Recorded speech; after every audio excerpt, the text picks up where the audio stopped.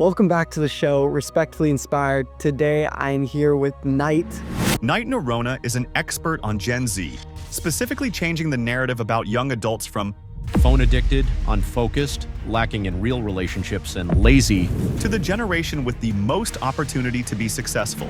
In high school, he had built a top 1% podcast on the topic of Gen Z and now runs a six-figure marketing agency purely off word of mouth. In this episode, you're going to learn about Imposter syndrome. Imposter syndrome comes in... I think the first podcast deal we ever closed is a great story to tell. And they ask and they're like, all right, so like how much are you guys looking for a 30-second spot? And in the moment where those words came out of my mouth, People always ask me this. How do you make entrepreneur friends? If you want entrepreneur friends, go start a business. If you want creator friends, go create. bad hair, just scrolling through and being like, I made it, like I'm in the New York Times right now.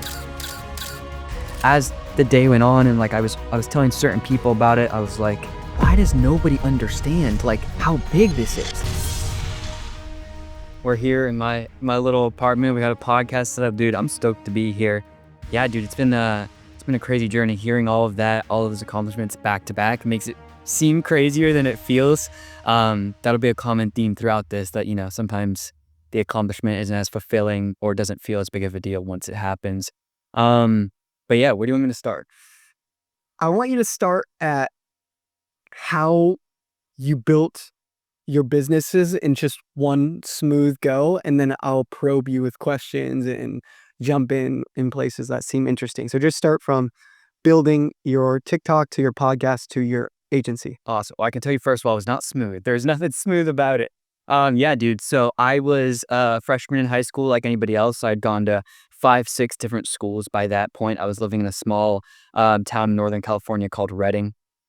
And I went into high school after just being homeschooled for 2 years and thought the high school experience is what's next for me. And so went there and I started to do that. And just based off the people I was around, I was like, oh, if I act and I take the same actions as everybody around me, I'm going to end up in a place that I don't want to be.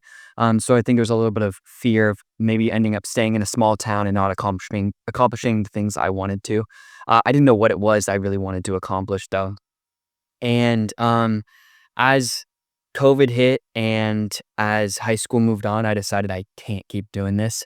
Before then, though, I had a dream about a podcast, and it was a Gen Z based podcast. And so next morning I wake up from this dream and I go to my dad and I'm like, hey, I had this idea.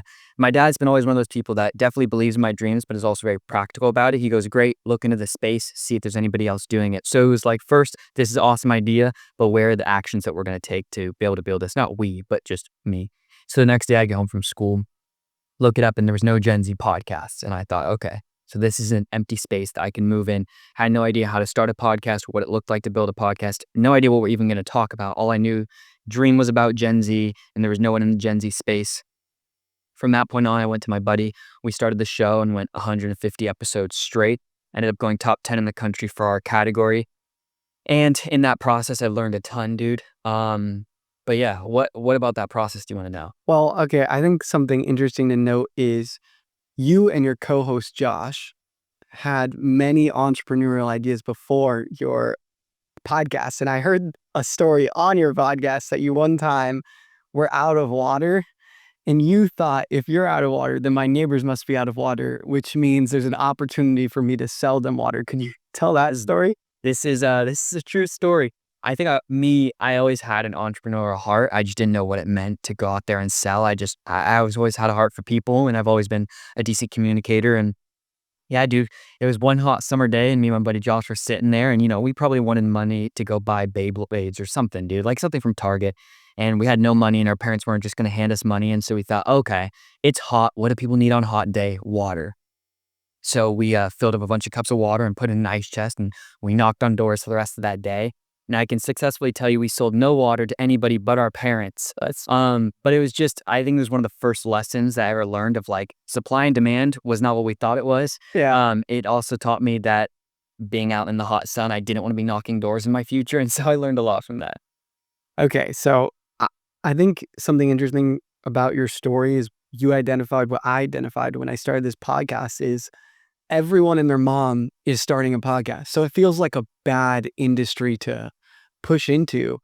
But when you go and look at all the podcasts, 90% of them are by old people. Yeah. I mean, in the last couple of years, we've seen a few younger Gen Z takes. The one that comes to mind is the Barstool one with Josh and Dave. Yeah. But even then, there's really very few people in the high school, college, young adult podcast space. So you come in there and you do something which at the time, even though it was only a couple of years ago, you start posting clips on TikTok. Yeah. No one was doing that. How did you think to even do that?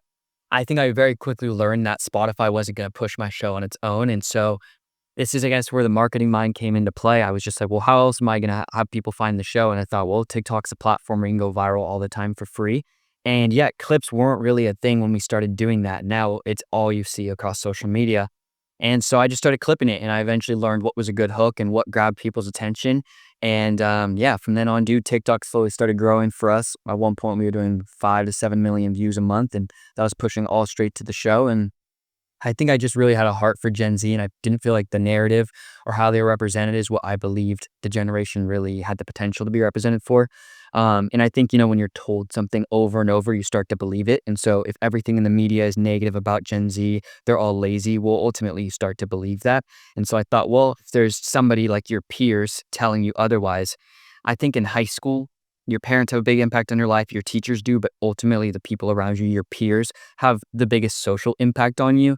So I thought instead of a podcast where parents are telling Gen Z what to do, and not even that we were telling them what to do, but what if 2 teenagers came out there, started speaking about our experience, speaking about what's going on? Could we potentially shift the narrative for our generation? That's really interesting. So I'm going to ask you here in a second what you felt the view of Gen Z was and how you felt you could change it.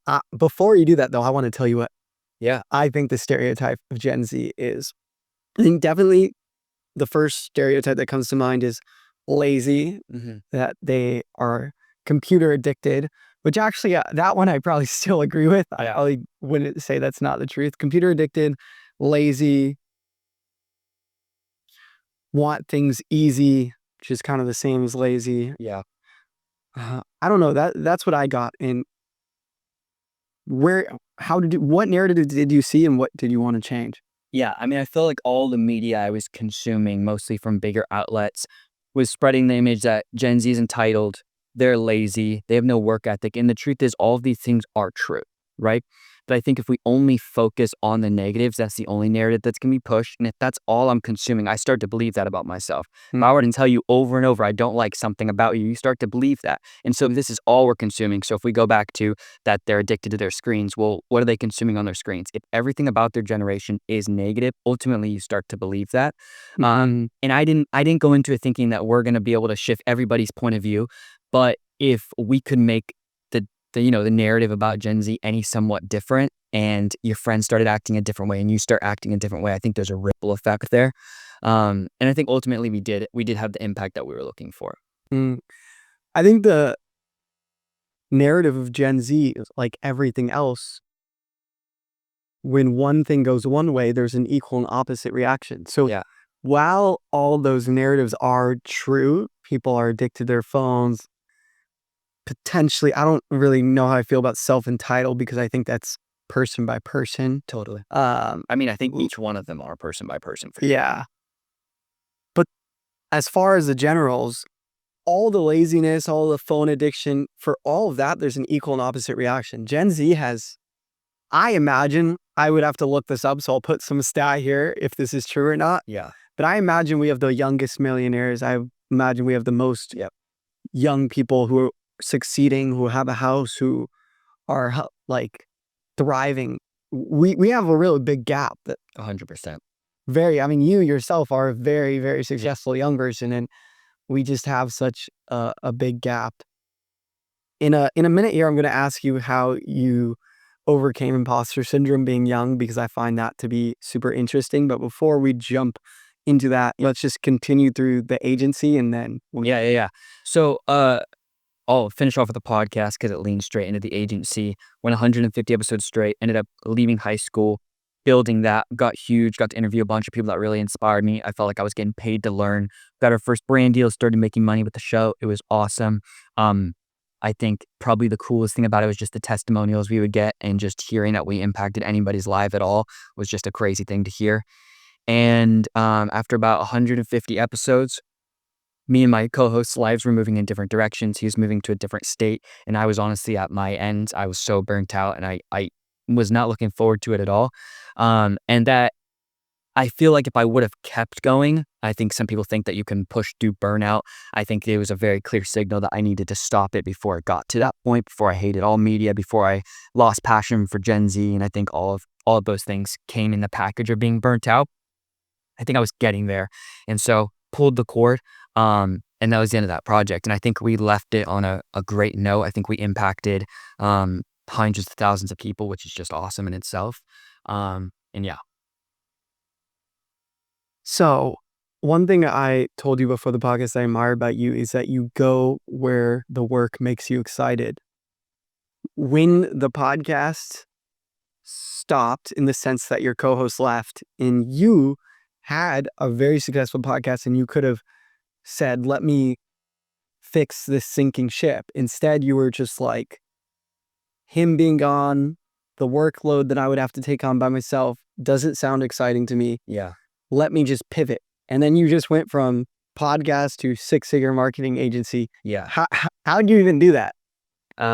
It's a great question. I think the switching so fast came down to I'm in a constant conversation with myself of like, how do I balance this being 18? My biggest fear is that I grew up and I regret not being a young person when I could have been. And so I think that's where the switching with excitement comes from. I'm young enough where I can't wake up and hate my job. It's not worth it for me. Yeah. Podcast was making money, could have blown it up into something huge. There's a lot of opportunities coming that way. And I prayed about it, and I was like, I still have a huge heart for Gen Z. I still want to be a part of the narrative that's being written. But I think I need to build something for myself before I get back into that field, to show that all these things I'm talking about that I believe to be true, all these people that I'm talking to that are already successful and giving me their tools. Well, let me put it to work, and let's see if I can build something for myself before I come back into this space. Not that I needed a bunch of accomplishments under my belt to be able to speak about Gen Z. I already proved that wrong. I built the podcast in itself, was able to speak on the generation without having all this money or business or whatever. So that's really where my mindset shifted. I was like, great, I've learned from all these people. Now let's see if I can actually do these things I've been talking about. Mm-hmm. And so I think it was partially like just a battle with myself, of just like, can I build this? And it did work.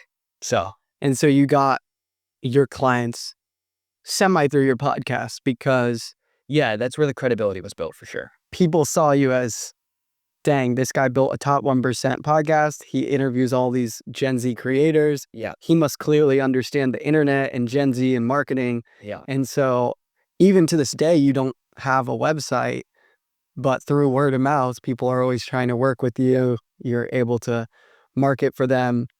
And that leads me to a topic that I find so interesting, which is imposter syndrome. Imposter syndrome comes in many shapes and forms. For me, I've experienced it in the sense that because I don't have a certain amount of subscribers or views, at times in my journey, I felt unworthy to call myself a YouTuber or podcaster. Yeah. Because in my head, a YouTuber or podcaster has to have at least X subscribers or X views, which is funny because there's no number. It's just whatever I make it out to be.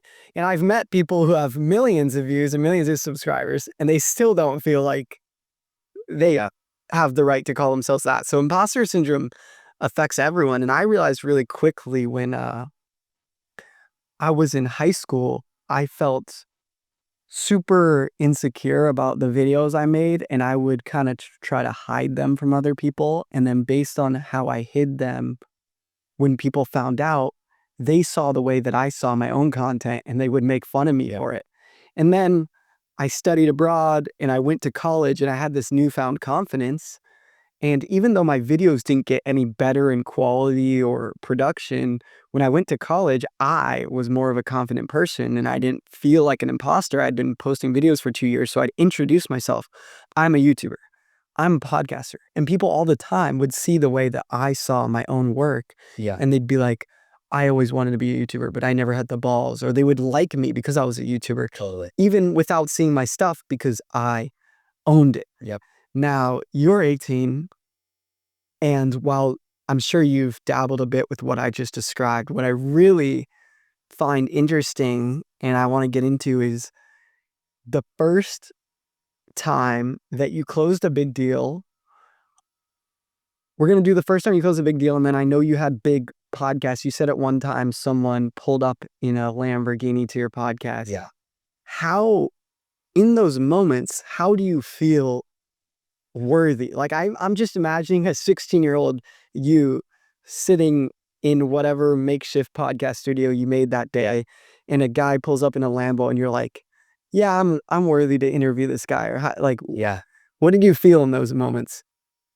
I think the first podcast deal we ever closed is a great story to tell because it definitely embodies that feeling of imposter syndrome, whatever it is. And I'll get into how I think I deal with it. But first podcast deal that comes our way, company reaches out to us. And at this point, we had made basically no money because YouTube wasn't a big traffic source. We were big on the listening platforms. Company reaches out to us and they're like, great, we want to get some ad spots on the show. And so I called up one of my buddies who works in the creator economy and helps other people close deals. And I told him, he goes, all right, what's your numbers? What are you guys doing? I told him downloads. And he goes, this is what you should ask for. And it was $2,500 for a 30-second spot. And I said, dude, you're crazy. I was like, bro, I can't lose this deal. And so I can't ask for $2,500. I mean, think about it. I was 17-year-old kid, had never worked a job, had never made money from the internet. And this guy's telling me that I can talk about a brand for 30 seconds and get $2,500. Yeah. I'm like, you're crazy. He goes, listen to me. He goes, if you lose this deal because you asked for too much money, I will spot you the money. I'm like, are you sure? And he's like, dude, I know that nobody else in the space has your guys' type of listenership. This brand wants you, ask for $2,500. And he goes, and don't negotiate on the numbers. Say it's $2,500 or nothing. And I'm like, oh man. So What a good friend. hang up the phone. And I'd never met this, we've only ever been internet friends. Yeah. His confidence in me gave me just enough confidence to go and say those numbers. Yeah. Because he was willing to spot me, and we were trying to sell them on 2 spots. So it was me $5,000 for the month. He was willing to put that up if I lost the deal because of his advice. And so get on the phone with the brand, and I'm shaking, bro. I'm like, I'm gonna lose this. I'm gonna lose it big time. But I'm like, no, because he's gonna give me the money. If it's just about the money for me, then I'm gonna get the money. That's gonna be fine. He'll find a brand for us. Get on the phone. We're talking with them for a bit, and we're just beating around the bush. And I'm just waiting for somebody to ask me, and I'm gonna say $2,500. And they ask, and they're like, all right, so how much are you guys looking for a 30-second spot? And in the moment where those words came out of my mouth, something flipped as I said it. I thought about what Tom had told me and that they're going to take it. And so I said $2,500 for a 30-second spot, and it went silent. And he told me, don't follow it up with anything. You say the numbers and you go quiet. Let the room sit. So I said $2,500 for a 30-second spot. And they go, and you want 2 ad spots for the month? And I'm like, yes. And I'm sitting there and it's done. I'm gonna have to call Tom and it's over. And they kind of talk to each other for a second, go on mute, come off mute. Sounds like a great deal. And in that moment, I realized that the worst case scenario in my head, first of all, was eliminated because Tom gave me another opportunity.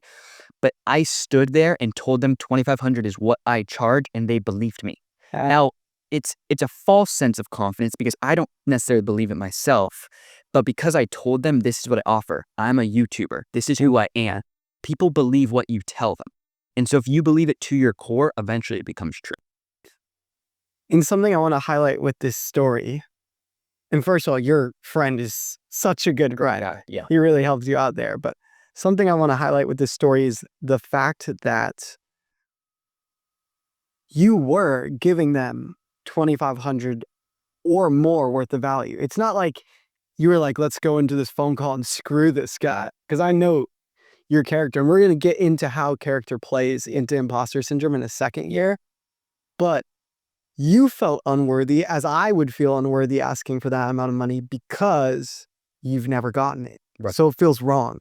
I'm a 16-year-old kid. I'm asking for $2,500.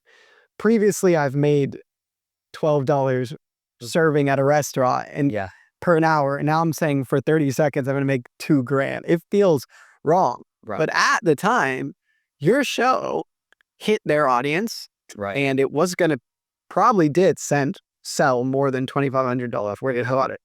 Yeah, I mean, I don't know because I can't go and verify that. Yep. But so it wasn't like you were screwing them. Right.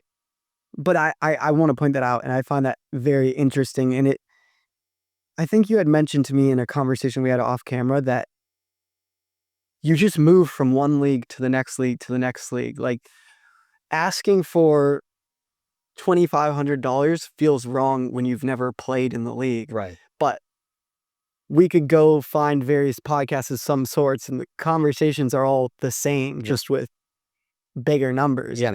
It's your job to know where that plays out. But anyways, I was interested to hear that you were 17 when this all happened. You're 18 now, so probably somewhere close to a year to 2 year gap between that and now. So you've gone from one $2,000 deal to your agency making six figures. So you've had this scenario play out over and over and over again. What have you learned from playing out that scenario? Yeah, I mean, the funny part about being 17 is every single contract I signed at that point meant nothing, and nobody ever asked me about it. I would sign contracts at 17, and when you're a minor, it doesn't matter. They would never ask for my parents to sign it. And so every contract I ever saw while doing the podcast had absolutely zero, there was nothing to it. Yeah, I mean, I think the interesting thing is getting comfortable in the negotiation situations. And as I've accomplished certain things in my life, I realize how fast they become normal. And that's something I never want to take for granted because these are things I've worked for. Buying a car, closing my first deal, moving out, New York Times, all these things were things I worked for. And then they became normal really, really fast. And I think there's a downside to that when it's an accomplishment. But I also think in these high stakes scenarios, when I go into a negotiating meeting, everyone there makes more money. Everyone there is more qualified. And I somehow am bringing value to them. The more I'm in that room, and I've learned to just put myself in that room, even when it's not comfortable, even when it's not the place I want to be, or I don't feel like I'm bringing value, I'm in that room for a reason. And that becomes normal really fast. And eventually I feel like I'm supposed to be there. And I think that's just that thing of repetition and actually doing the thing you're going to say. I mean, if there's any credit to what I've done or any reason why it's worked, is because every single thing I do, I say I'm going to do, I end up doing. Even in just the smallest things of just following through on your word goes so far in every single situation. You said something good there, which reminds me of a famous Alex Hormozy quote. And he says, "You don't become confident by shouting affirmations in the mirror. You become confident by having an undeniable stack of evidence that you are who you say you are." I remember a few years ago, I read Think and Grow Rich. And there's literally an equation in Think and Grow Rich to think money into existence, or you could apply it to anything. Think your dream podcast into existence, whatever. And in that equation, it's something along the lines of, I will have X specific goal. I will have X specific goal by X specific time, and I will give up X specific thing 1, X specific thing 2, X specific thing 3 to have that goal. So you get really specific about what goal you're going to have by what date and what you're going to give up to get it. And I said this in my mirror, something along the lines of this exact phrase. I'm going to have 1 million subscribers by my 23rd birthday on March 30th. And I'm going to give up time with friends, time on my phone, and time at school. Yeah. And I did give up those things. I gave up time with my friend. I spent way less time on my phone. I dropped out of school. But I didn't get 1 million subscribers. And no matter how much I said it, it never came true. Yeah. And I realized, while I think there is some super minor benefit to affirmations, which is that the words you speak to yourself matter. Obviously, if you're constantly telling yourself you're depressed, you're going to begin to believe those things. Yeah. If you're constantly telling yourself you're happy, you're going to begin to believe that. But what's way more effective in making you believe something is not just saying a thought or a word aloud. Yeah. Is having evidence that that thought is true. Right. And so when I first started my YouTube in high school, I didn't have evidence that I was a YouTuber. Yeah, I posted a couple of videos, but I hadn't put years into the game. Yeah. I hadn't studied the game. I hadn't done these things. And by the time I'm at where I'm at now, again, I don't have that many subscribers, but I've made over 100 vlogs, over 100 podcasts. I've studied, I've prepared, I've done these things, and I know that I'm a YouTuber. Yeah. I believe it because I've taken action to prove that. Yeah. And just like you've gone into meetings again and again and again, and you've closed deals, not only gone to the meetings, but you've closed deals and you've made money. It doesn't matter that you're 18. You have an undeniable stack of evidence that you are a successful business owner. And I think like a really interesting flip side thought to this, it's controversial, but I'm against like mental health, anxiety, brain drugs, stuff like that, because like if someone thinks they're depressed and they have whatever reason for thinking they're depressed, and then they go to a therapist that the therapist is there to help them, but also every time they go to the therapist, it's a reminder that they are who they say they are. Yeah. And they have this pill next to their bedside, which might chemically help them with whatever they're dealing with, but it's also a reminder right next to your bedside that you are who you say you are, which are a depressed person. So I think these things play out everywhere. And even like when you drop out of school, it's not all sunshines and rainbows, but dropping out of school made me believe, dang, I'm taking a step that other people aren't taking. So I got to make this work. And that is just, I find that to be a really, really interesting concept. But furthering on this track of imposter syndrome, talk about the importance of mutually beneficial deals. So like I said, I don't want anyone to hear this and think, let me just go spew out a random number in my business deal, or I'm capable of anything. The reason it makes sense is because you always see mutual benefit. Yeah, I read a book, and I'm completely blanking on the name. I'll send you in. You can add it in the description. But he was a FBI hostage negotiator. And so he's negotiating for quite literally the most important thing that you could be negotiating for, and that's somebody's life. So whether it's a bank robbery and there's hostages inside, he's the one on the phone with the robber negotiating it. And now, following what Ozzy just said of like mutual benefit, well, when there's a robber inside and they're at gunpoint, I don't know how much mutual benefit there's going to be, but there is a way for both people to win. There's a way for the cops to get inside, the hostages to get out, and who knows, I don't know how the robber wins in this scenario. But listening to that book, it completely flipped my view on business and negotiation, because I mean, you watch Wolf of Wall Street and you're like, yeah, I'm just going to go rip them all off. I'm going to make a ton of money and everybody's going to be screwed, but I'm going to be rich. And not that I was ever going to go in with that, but when that's all you consume, and that's what negotiating is like, I'm just going to get as much money as I can and I'm just going to take the money. And what he says in that book is that a good negotiation leaves with both people winning, and you should be able to do business again. And he said, you will make more money that way. And I thought, well, that when I'm listening to it, it sounds like it could be true. Let me test it out. And so it switched my business model, because at some point I was doing like, just the way I was doing my payments and stuff was different. And I switched it to like a monthly retainer fee. So it's X amount of money for the month, right? And I thought, well, if I do that, then every month it should be simple. It's just like a Netflix subscription. And if they're liking what they're getting every month, they'll have no issue paying me. If I feel comfortable with what I'm asking for, I'm delivering results, we're both winning. That has turned into, instead of just asking for, say, $2,000 in a month, well, if we do $2,000 for 12 months, then you have $24,000 instead of just $2,000. Or say I would have came in and I would ask for $5,000 for the month. I'm ripping them off, and they probably won't be able to keep up with $5,000. Maybe they can do it for 2-3 months, but in the long term, if we can do business together over and over and over, and that, I think, for me, starts with coming into the negotiation with an honest heart. Not what do I feel comfortable asking for, because that's not always the best metric. Because again, go back to the podcast. I didn't feel comfortable asking for $2,500, but I had the product and the proof to back up that that's what I was qualified to ask for. And so I think if we were to listen to our heart and our gut more often of what do we deep down, if there's no other opinions, nobody else is affected, what do we truly believe we should ask for when we walk into those rooms, I think trusting your gut and what you honestly believe both people can win. You take out everything else other than just the two people in the room. And you have to go into it realizing that that person also wants to win in the room. And if they're going into it with the same heart as you, then you should win too. And if both people come in with that type of heart, and I think even if they don't come in with that heart posture, but I do, and they feel that, hey, I want us both to win. Let me hear you out. Where are you coming from in this situation? You automatically kind of drop these barriers, because I realize when I go into negotiation, I come up with some walls, they come up with some walls. Well, if we're just throwing stuff over the wall, it's not really going to work. So if I come in there, hey, what is best case scenario for you? And then they ask the same question back, and you find a middle ground and you both win. And clearly you can make a lot of money doing it. You're not shortballing anybody. And I think that also helps eliminate the imposter syndrome.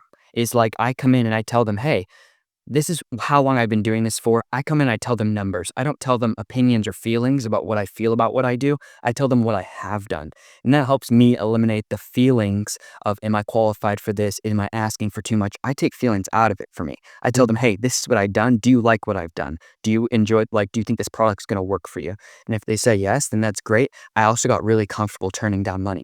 I mean, I've gone into meeting and turned down a $40,000 contract for a year. It for me, it didn't feel right. If I go in there and I don't feel like I can genuinely help you with what you need to do, the money's off the table for me. I'm no longer interested in it. And I got really comfortable with that. And it helped money not become my all-time driver in everything that I do. It also made me honest to my core. And so now I can go into these meetings, and when I take a deal, I feel really good about it. And I feel like I'm winning, they're winning, my heart's in the right place. And I think when my heart's in the right place, I ultimately do the best work for the client. And I feel good when I sleep at night. I got money in my bank account. I feel good about myself, and the client's happy. That's why I think I can sustain this and why I've been able to build it in the way that I have. Yeah, I want to zone in on that imposter syndrome aspect of that again, just to really give this value to the audience, because imposter syndrome is so prevalent. And I think we've both have a lot to say in it.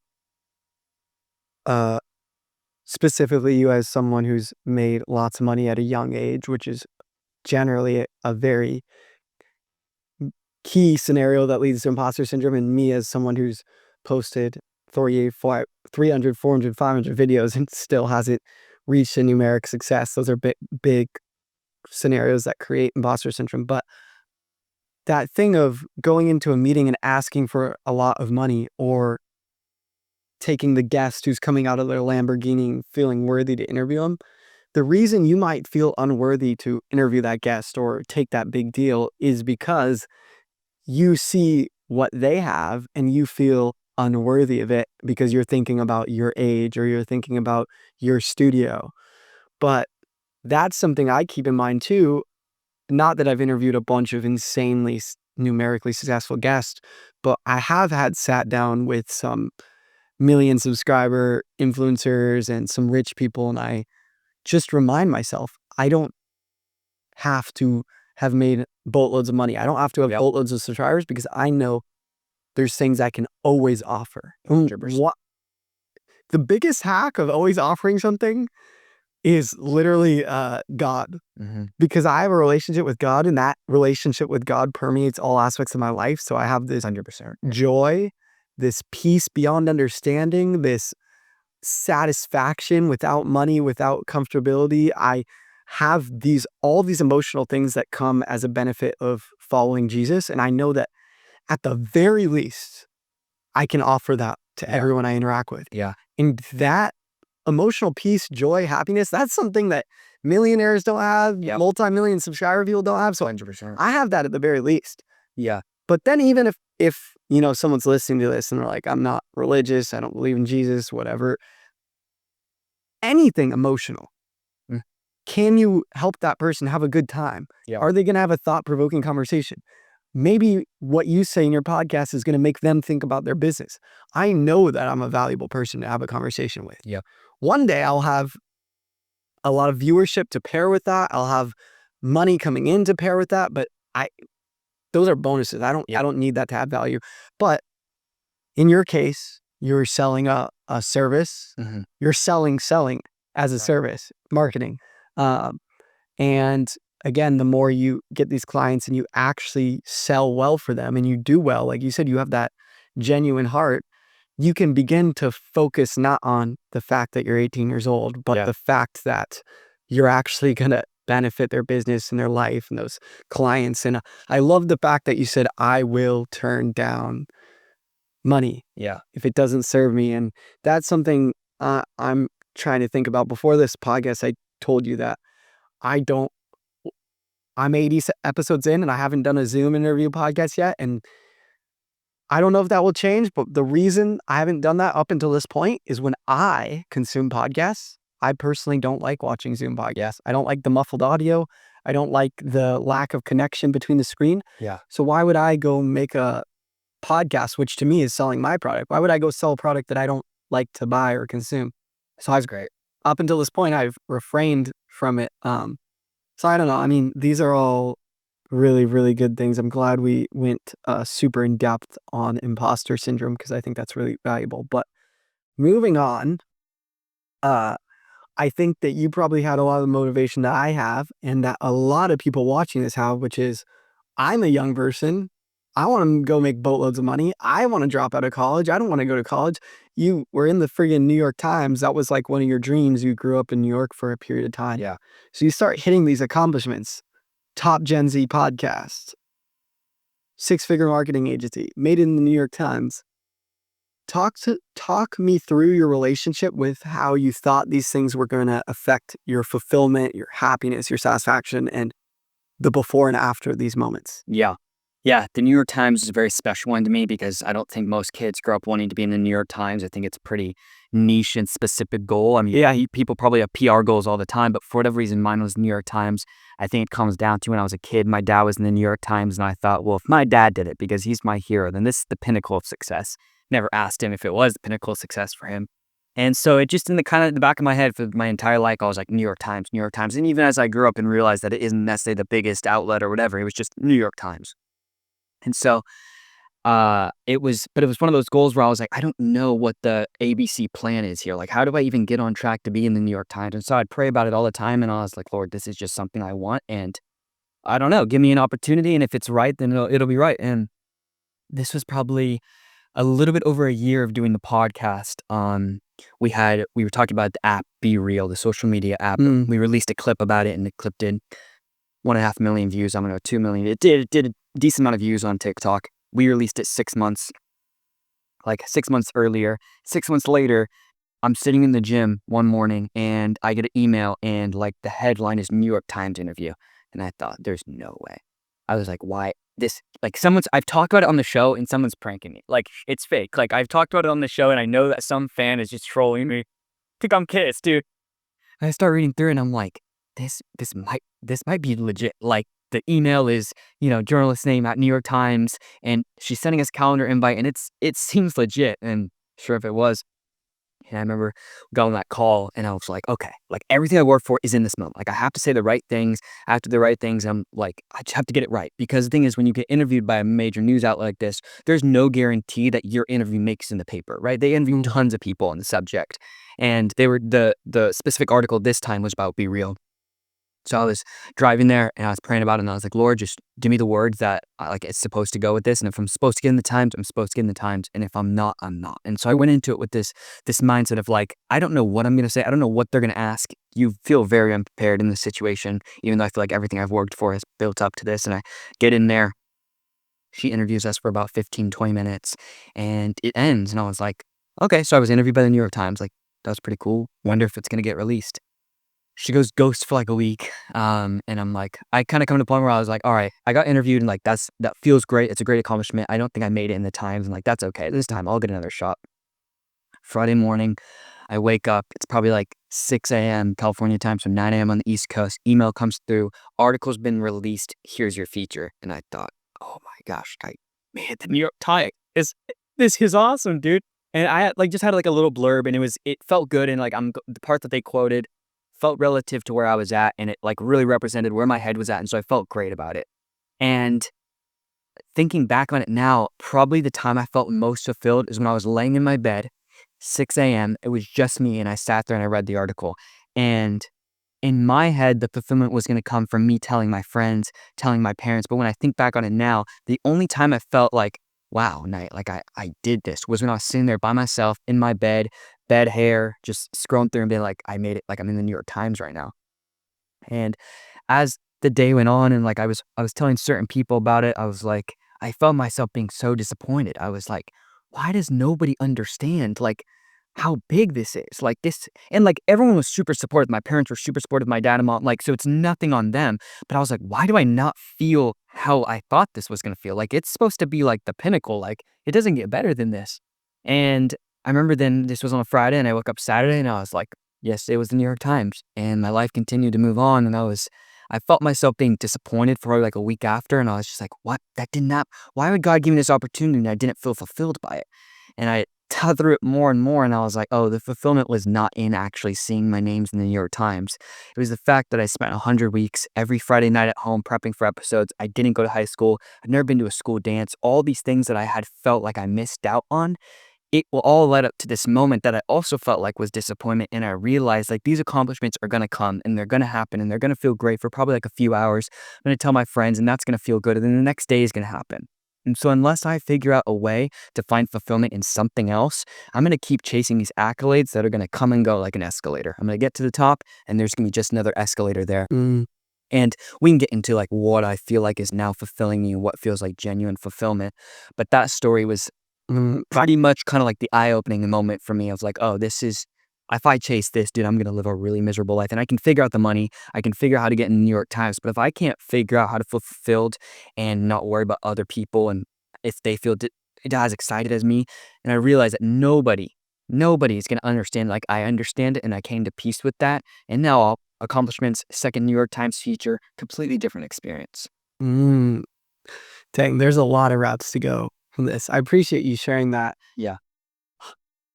The interesting thing about the elevator, as you describe it, is that there's people of similar or even more success to you who are 50 who haven't had this realization, which I imagine that a big part of this realization is because of God. Yeah. And when I say these people haven't had this realization, I'm not saying that they haven't felt unfulfilled with an achievement. It's just that they see the solution as feeling unfulfilled with achievement is to hit the next achievement, Right. which is what is the elevator. Yeah. But as you're speaking, you brought to mind the thought that I used to hate my birthday, which is weird. The reason I used to hate my birthday is because on my birthday, I really wanted attention from a specific person. It changes every year. Yeah. Based on the girl I like or the friends I think are cool. But I always get to my birthday and I'm like, I want these people to show me love. Yeah. And then either they do show me love or what happened most of the time is they didn't show me love. Yeah. And then I would feel very disappointed that they didn't show me love. And it would feel like a huge letdown. Yeah. But the other day I was talking to my friend Sina and he had like a really heavy but heart-piercing quote. He said to me, he said, I think the most people commit suicide after everyone's told them that they love them. And what he's saying is a lot of very depressed people who commit suicide, have this narrative for their life. Like, I'm not a good person. I don't belong here. I need love from other people. And a lot of those people, it's not just that they don't get any love. It's that they actually do get the love. Their mom does tell them they love them and their friends do tell them they love them. But for some other reason, which changes person by person, they have an emptiness in their heart. Yeah. I would say it's lack of God most of the time. But some other reason, they have an emptiness. And once all those people tell them they love them and they have the thing they thought was going to fill their hole and it doesn't fill their hole, now they feel peak loneliness, and that's when they're ready to end it. And that's like, when he said it to me, just like with my birthday, it hit me hard because I thought, that's what happens to me on my birthday. Sometimes the people don't text me and I feel sad that they didn't text me or whatever. Yeah. But sometimes, which I never thought about, they do text me and they tell me they love me or appreciate me or whatever. But in my head, I already created the narrative. I already said, I need this person to prove that they love me by doing this. And then when they did it, it wasn't enough. It didn't fulfill me. And that is so interesting. And to bring this into a God conversation, there's a quote I really like by Tim Keller. He says, the praise of the praiseworthy is above all rewards. And what he's saying is that pretty much all throughout life, what we're working for is praise. The thing that changes is who we deem praiseworthy. So maybe you're young and you deem the football coach praiseworthy. And then maybe you deem the hottest girl at your high school praiseworthy. And then maybe you deem the New York Times praiseworthy. And you deem these people praiseworthy and you seek their praise. The issue is that if your praise comes from anything beside God, it goes like this. Yeah. You can't always be praised, even by your wife. If your wife is your only source of happiness. Yeah. No one has a relationship with their wife that just, Right. yeah, it's always like this. Their Yeah. career is always like this. The only thing, the Bible says God is the same yesterday, today, and forever. Yeah. God is the only thing that stays the same, and God loves you infinitely. And the ironic part of it is that God created the person who made the New York Times. He created the girl you like. He's literally the better version of everything you've ever deemed praiseworthy because he made it. Right. But we still, our whole lives, run around distracting ourselves, deeming this girl praiseworthy and this guy praiseworthy and this praiseworthy, and we miss out Yeah. on fulfillment, which we could just have by Right. deeming God And praiseworthy. I wish it was that simple.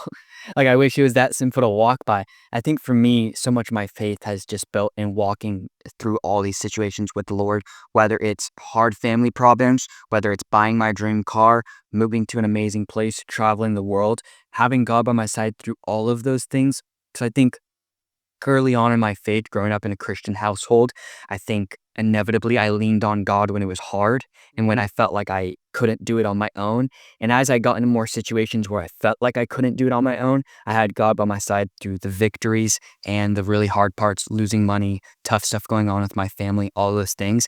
And I feel like my faith got so much stronger when I didn't just lean on God when I felt like I needed him, because then I realized that everything I had built was when he was by my side and that it wasn't really ultimately my own doing. And I think honestly that takes the pressure off of me. I think that's why I can turn down money and why I can walk into these rooms is like, I know ultimately it's not my own doing. I'm told all the time, you're a great communicator. Dude, I walk into rooms all the time where I don't know what I'm supposed to say, what's right to say, and I just lean on God. I know my faith's strong, and I know if I'm supposed to fumble and say the wrong thing and lose the deal, it's his done. It's his doing. And so the victories and the low parts, and it just has made my faith so much stronger. It's also instilled so much confidence into me where I can walk into these things. If I'm supposed to lose it, I'm supposed to lose it. Like, it isn't mine to be had, you know? Yeah, and I haven't revealed this to the audience yet, but this is our second time doing this podcast because the first time I accidentally put the camera on slow-mo. Yeah. Which you could have reacted poorly to that if you were a certain type of person you want to do, but Yeah. you obviously aren't that type of person, so you embraced it and you're like, yo, I'll run it back, which was really awesome. It shows your character. But that's something where, you have the opportunity to go home and be like, I'm a failure. I messed it up. Like, I blew it. Yeah. But like I said before this podcast, dude, maybe God wanted us to run it back. Maybe this podcast is going to blow up. Maybe it's not going to blow up, but it's the conversation I need or you need or whoever needs. Yeah. And so it's very similar to the classic everything happens for a reason. Like, although, again, I don't know how I feel about that quote because I don't think if you do certain things, for example, if you just go eat a bunch of junk food or you go sleep with a bunch of girls or do these things, I don't think you're gonna like be like, yeah, everything happens for a reason. You're running back. It was a great face card to put over all those actions and all those things that you decide to do. I guess the way I see it is like, the more you live in God's design, the more he's going to help you out and bless you and 100%. guide you. And when you don't live in his design, you're going to reap the consequences and whatnot. But like Romans 8:28, it says, and we know that God works all things for the good of those who love him, who have been called according to his purpose. Yeah. Keyword, all things. And like, I can think back to really simple things I did, whether it be like chasing girls in a fraternity or idolizing YouTube. Yeah. These are two big things that were for me. And once I then again turned back to God, he did use those bad things I did. He did use those all things. Now I feel like I'm pursuing YouTube in a way that is a lot more honoring to God, is a lot more fruitful to the people around me. Now I have a much better grip on how I want to find my wife. I can talk to people who idolize their career, who idolize workaholism. That's what this podcast is. I have that ability because God now used something in my past, but it doesn't get used until you swing it toward his design. So, I mean, that's something I feel I've been learning. Yeah. I think we should dive into JUVY in case there's fans here who are fans of JUVY podcast and they are like, Knight hasn't said anything on the internet for a year. What would you say to those fans who want to know what you're gonna do? Ooh, put me on the spot. I think I hope that you guys enjoyed what we built, and I will say here it is the JUVY brand does not come to a complete close. Know that my brain's always still thinking about it. I think about it probably a few times a week, and I think about all the people we impacted, all the people I support and that have supported us, and that support did not go unnoticed. I hope that us releasing every week for 2 years showed that to you guys. And it's not over. There will be something coming. No time frame. I'm not going to give any time frame. I'm not even going to tell you what it is, because mystery makes history. And Oz taught me that. And so we would see. And so just hang around. Just see what happens. Mystery makes history. The concept of mystery makes history is the more mysterious you are about something, the better. Wait, I messed it up. The more mysterious you are about something, the more curious people will be about it. I can bring this down to the smallest scale. If you say, let's all go get lunch at In-N-Out, fine, go get lunch at In-N-Out, which I don't recommend because it's fast food for the purpose of this experiment. Let's heighten the stakes a little bit. Let's say you're taking a girl on a date and you have no money and you want to take her to In-N-Out and you know she's cool. You know she's not going to flame you for taking her to In-N-Out because you're in college or high school or whatever. You could say, hey, you want to go to In-N-Out? And they'll probably say, yeah, let's do it. Or you could say, hey, I'm taking you to lunch this Thursday at 4 p.m. And I'm not telling you where we're going, but be prepared. And then you pick her up and you take her to In-N-Out anyways. And then I was telling you, the second scenario, as like dumb as it sounds to hide the fact that you're going to In-N-Out, I promise you the girl will be thinking a lot more about that date 100% in the second scenario, just because mystery makes history. But it's not only that, because I told you something on a really low stakes. On bigger stakes, it's in investment in whatever you're doing. And I think there's a big mistake that a lot of entrepreneurs do. I read this in a book called Backable. The idea of backable is how do you get people to get behind your ideas? And one mistake, a huge mistake that people make is they share an idea too early. So let's say whatever Knight is going to do to revamp JUVY, he hasn't told me, which I will compliment him on as I explain this theory. I think it's a really good thing he hasn't told me, because a lot of times someone will have a business idea. Let's say I haven't started a podcast, but I want to start a podcast. And they go around telling everyone, I'm going to start a podcast. I'm going to start a podcast.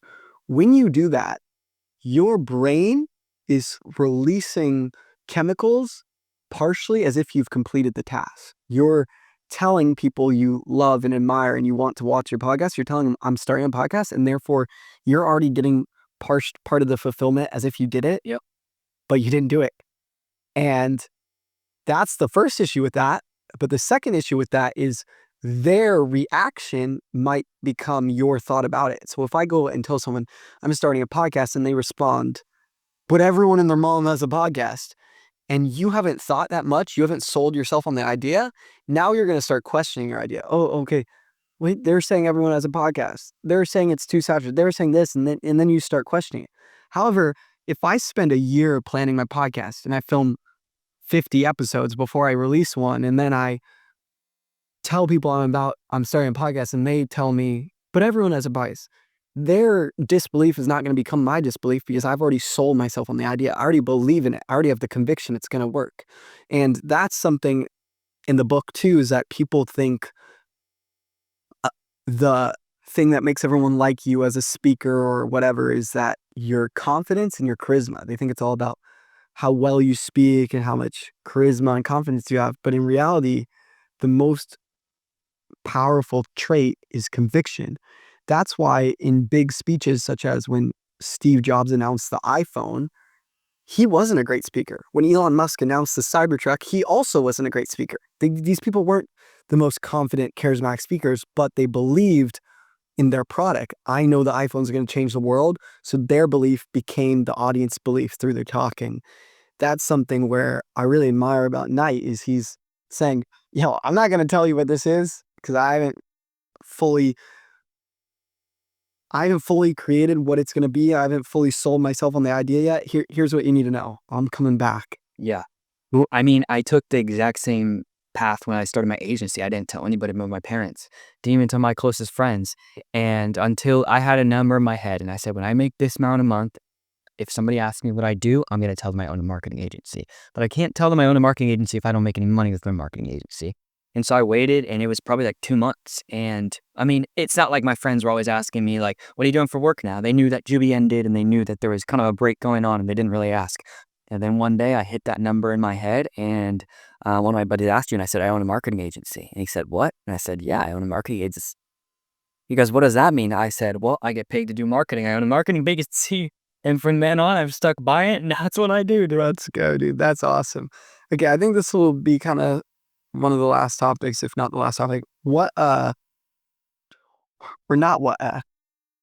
I feel as I've pursued entrepreneurship podcast, I think this road has been a bit lonely. How do I explain that? Because it's not lonely like how a lot of people just feel lonely because they don't go out and make friends and they're online, which honestly we should talk about that too. But I'm a solo entrepreneur and you are a solo entrepreneur. You live with a roommate who is also an entrepreneur, so maybe that will affect your answer to this question. But you pretty much own your marketing agency.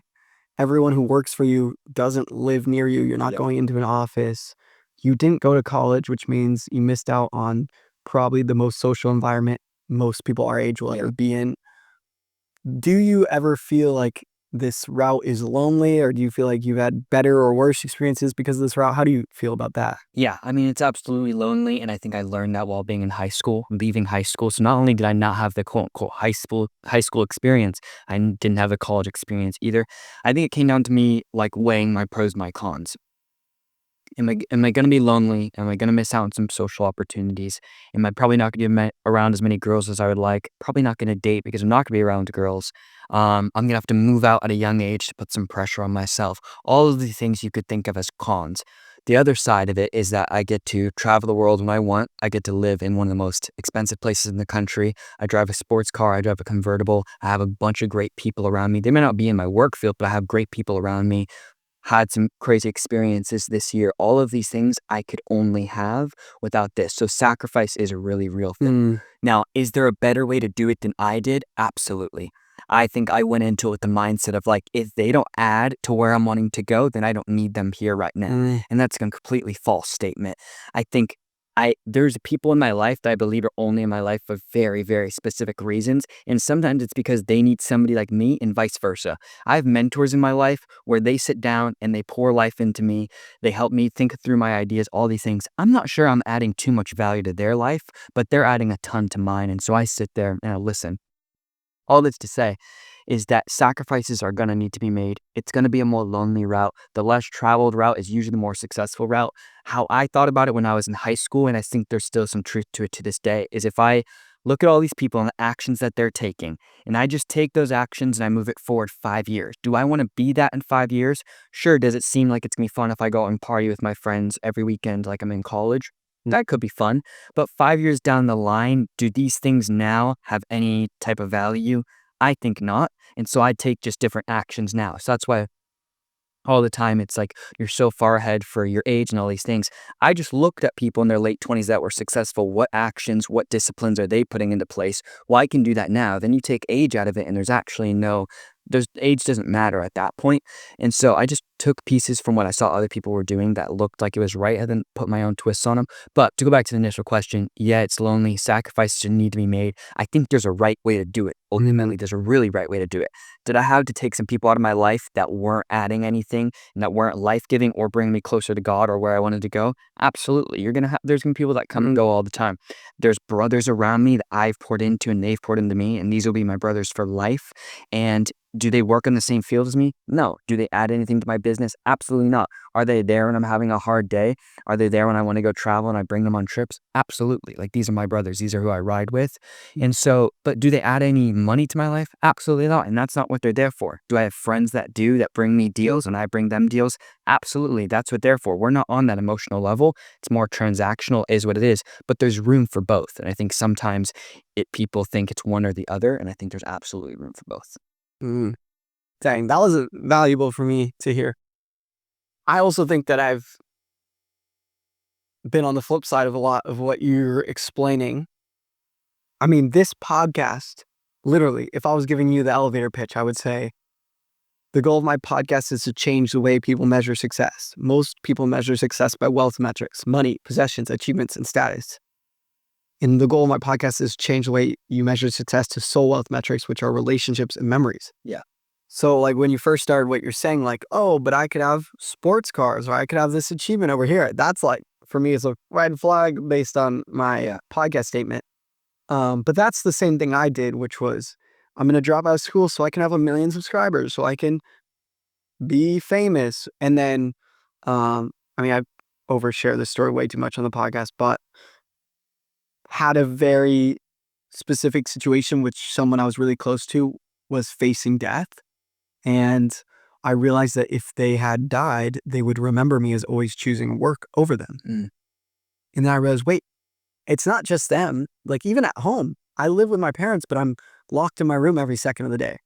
Like, I'm always doing work. I'm always doing work here. I'm always doing work there. And then I realized the things that I get from work, the peak achievements, only fulfill me for a little bit of time, but relationships fill me on a daily, day-to-day basis. So I realized I was going far in the wrong way. But what do you do then? You just run back and party with everyone in college? Because that's not the answer either. Right. And so I really like how you said you look forward and then, because let's just do that exercise. In college, I was in a fraternity. There was a lot of fun moments. A lot of those people who I was in a fraternity with, now they went from partying in college to living in party town, and they work a job they don't really like, and they live so that they can party on the weekends. And they repeat the cycle over and over and over again.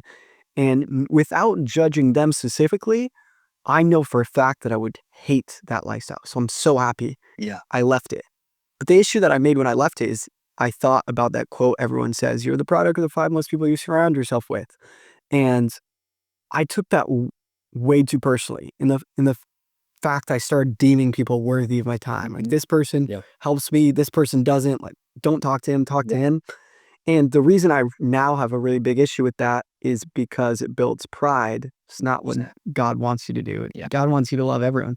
But it also says don't hang around fools, don't hang around adulterous women, don't. So it's a really interesting balance. And people always ask me this.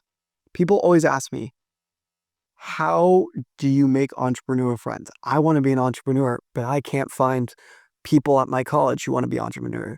I want to be a creator, but none of my friends are creators. I hear this a lot, especially from my friends who live in the middle states. Like, in California, we have a lot of creators, entrepreneurs.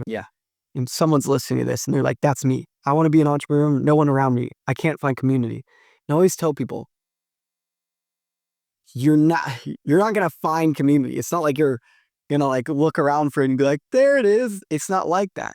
You attract what you create. If you want entrepreneur friends, go start a business. If you want creator friends, go create. If you want podcast friends, go start a podcast. And that's something I've realized is that as I've made this podcast, I now have successful creator friends all over the world. And these are the friends that inspire me. Like, bro, you're making more money than me at 18. I'm like, I freaking want to hang out with Knight. Like, that's amazing. Before, when I was in my fraternity days, I would have been like, I can't associate myself with an 18-year-old. That's like, I'm too good for that. And I would have lost out on the opportunity to learn. I would have just learned from a bunch of drunk people, which is dumb. So that's the first thing I always recommend. If you want to go into an entrepreneur route, creator route, or whatever route, don't be worried about finding your community, because that will come as you create. Don't idolize goals. if you leave no space to make friends, then you're gonna burn out, and you're gonna keep yourself from your friends in that route too. Now I'm just rambling, but I'm trying to give a lot of context to this. Yeah, I mean, I guess that's what I have to say. Well, I think what's interesting about what you're saying of like, it's a potentially the age thing of just like, okay, this person doesn't have a business. They're not super successful. So should I really surround myself with them? We'll put it on the flip side. Why should the millionaires that I sit in meetings with talk to me? I'm nothing compared to them. Yeah, It's the same thing. It's just different levels of it. So I've become so grateful for the people that invested in me, is that I tried to invest in every single person that comes my way, whether it's relationally, whether they want help. Like, I mean, I sat down with a buddy of ours the other day and I helped him work through a deal, and we landed a deal for him. I've known the kid for a few months or a few weeks. Like, in no other circumstances should I sit down and just help him for free. This is what I get paid to do. But people have done that for me, yeah, and I'm so humbled by that, that if I have anything to offer you or anybody around me, or why I did JUVY for 150 weeks straight, is if I have one thing to offer, I'm just going to put it out there, because I've realized people have done that for me, and I'm so grateful. I wouldn't be sitting here in this position if it wasn't for them. So I can pass on whatever I've learned. People get so secretive about what they've learned, and I can't pass on this tool because what if they do it better than me? You're screwed if you're going to do it that much. I mean, I would be sitting in meetings with people crazy successful. They'd tell me their tools. I would then sit on a podcast in front of 100,000 people and tell them every single thing they told me. yeah. I sat there with honesty, and I sat there like, well, if they're telling me this and this was helpful for me, well, let me tell everybody else. There's no secrecy around that. So not to go back on the secrecy myth thing, but like, there's no point in holding back. If you have something to invest in the person. Eventually God will reinvest in you and the favor will come. Yeah, and what you just identified is literally the Jesus story. There's the famous parable. Beyond the parable, Jesus forgave you, so how could you not go and forgive others? Right. No matter how bad it is. Yeah. But then in the specific parable, it's the rich guy, and I think if you do the math, the servant owes the rich guy basically like 5 lifetimes worth of money, like multiple billions of dollars if it was in today's terms. Yeah. And he's like, I can never pay it back. And then the rich servant says, it's okay. I will forgive your debt. Yeah. And then the guy who has his debt forgiven has a servant below him who owes him like, I don't know, $100. And he beats him because he doesn't pay the $100. And then God comes and he goes, bro, who are you to haul out this guy on $100? You were just forgiven for a billion. Right. And it's the same thing. But the other thing I wanted to identify in what you said is going all the way back to what we mentioned in the beginning of the podcast. Just because someone has monetarily succeeded more than me, if I sit in a room with a millionaire and he has 1 million followers, that doesn't mean that he's just going to pour into, yes, he's definitely going to pour into me in a monetary sense, in a follower success sense. But like I said, and I know this as a Christian, every single person I can bring them closer to Jesus, or I can tell them the good news, and that is worth more than 1 million followers and more than $1 million. But even if you're not a Christian, there is something unique about you that you can offer everyone. Absolutely. And you got to find that. Like, Knight can go into any room. Again, same scenario, millionaire, 1 million followers, and he can educate them about Gen Z. And I'm telling you, a lot of millionaires would like to be educated about Gen Z. Absolutely. And so that's like find where you thrive. And outside of Christianity, which I always like to lead with that because I think it's the most valuable thing. But I'll tell you, for me, I consider myself an expert on relational success, making relationships, measuring success by shared memories, and changing the way you idolize money and achievements. That's something I have, and a lot of millionaires struggle with. They idolize their money, they idolize their treatment. So I can go into any situation and lead with that value. So find the thing that you can offer, even to a millionaire, even to someone who has 1 million subscribers. And beyond knowing your value, know that people have helped you, so you should help others, and just lead with those things. Don't idolize achievements. Don't idolize money. To recap, I guess I'm kind of just doing a recap of the whole show. Know your value. Don't idolize money. Imposter syndrome fades as you have a stack of undeniable evidence that you are who you say you are, and imposter syndrome fades when you add equal value. Although entrepreneurship, creating is a lonely road, it will actually lead you to more fruitful relationships, because just like our relationship, we can do everything together. Bro, I go to church with you. Right. And we can film a podcast together. I hope one day we're traveling together. Yeah, absolutely. We've done something else that's a lifelong memory together, but we can't tell you guys now. Mystery makes history. So that's something I think about a lot too is, I mean, I've talked about this in so many podcasts, so I don't want to go super deep into it, but what makes a relationship valuable? Supply and demand. Supply and demand doesn't only apply to money, it applies to experiences. So if you have a friendship for 10 years, but the peak of your friendship is every Saturday you go to the bar, you're having the same experience over and over and over again. And therefore, that experience of going to the bar is less and less valuable just by supply and demand. Yeah. But Knight, I've known Knight for 3 months. We had a lifelong memory that I can't tell you, but I promise other people haven't done this. We've filmed 2 podcasts together. We've gone to church together. Hopefully we'll go on a trip together. So I've had more experiences with Knight in 3 months than friends that I've known for 3 years. Yeah. And as you become an entrepreneur, as you pursue those types of relationships, I would say they're few and far between. You definitely have a lot less relationships, but the relationships are a lot more fruitful. And something else to notice, when I was in college, I had a lot of best friend roommates, and I freaking love those people. I don't have a single negative thing to say about them. But the thing that held us together was college. After college, I don't really talk to them. Yep. Not because of them, not because of me. That's just life. If you don't build your career and relationships on like actually having a similar lifestyle that's not going to be taken apart by college, it's not going to be taken apart by if you quit drinking, if you whatever, then you have relationships that will last a lot longer. So while it is certainly, I will admit, a lonelier road to begin with, I think in the long run, it's going to be a lot more fruitful for relationships and everything else. Knight, thank you so much for coming on. Leave your last words. Do you want to say anything? Yeah, dude, just sitting here and doing this interview, I have undeniable confidence that this show will work. I've sat down on shows way bigger than this, smaller than this. I've done a bunch of interviews from the New York Times to this. And after that episode ended last time and you called me and we realized we had the issue, I thought there's 2 ways that Ozzy handles this. And one of them is going to instill a lot of confidence that this show will work. And the other one, he'll kind of just be like the rest.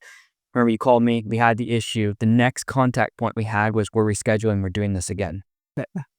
That to me is enough confidence that I think this will work. Again, I've sat in rooms, I've done a lot bigger interviews. For me, the passion is what's going to make it work. I think you live and you breathe what you're saying, and I don't think there's a way that doesn't work. So I'm excited to be here early on in the process, and I'm calling it now. I'm putting all my chips on the table. The show will work, and it's going to be big. Stay with it, dude. And this has been a super fun interview. I'm glad we could sit down and talk. That's one of the nicest things a guest ever said in the outro. And it's funny, I texted you before this podcast. So many things I've been learning so fast. And another huge hack, just not to keep trying to overvalue, but something I want you guys to know. Action in the beginning of any pursuit, I think quantity should come before quality, because you don't know how to have quality.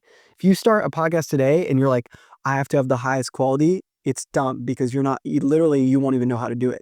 So you'll be investing in high quality and then you won't achieve it and you'll waste your time. So I always say quantity before quality first. Now I'm 80 episodes in and I'm going quality and I'm learning so much. And I know that I can make a great episode. I know where my channel stands. 3 months ago, I had a podcast get 55,000 views. That one episode made me believe in myself. I was like, wait, I can get a lot of views. But nothing changed except that. Yeah. And then I just dove into it and I studied and I texted Knight. This podcast we're filming tomorrow is going to get 100,000 views. Could be wrong, but I really believe that. So I'm going to say that right now. At the state of the channel when we're filming this, I have my episodes average about 150 views, 155,000 view episode. This one's going to get 100,000 views. I'll leave it. I believe that. And another thing I wanted to say about the whole party relationship things, we're filming this on a Thursday, which is one of the biggest party nights in college, and it's on Halloween. So to show you the type of people me and Knight are, I hit him up on Halloween. I don't even know if he knew it was Halloween. We scheduled it, but I didn't even know it either. I know I woke up and it was Halloween. So these are the relationships I love, and dude, thank you so much for coming to this, brother.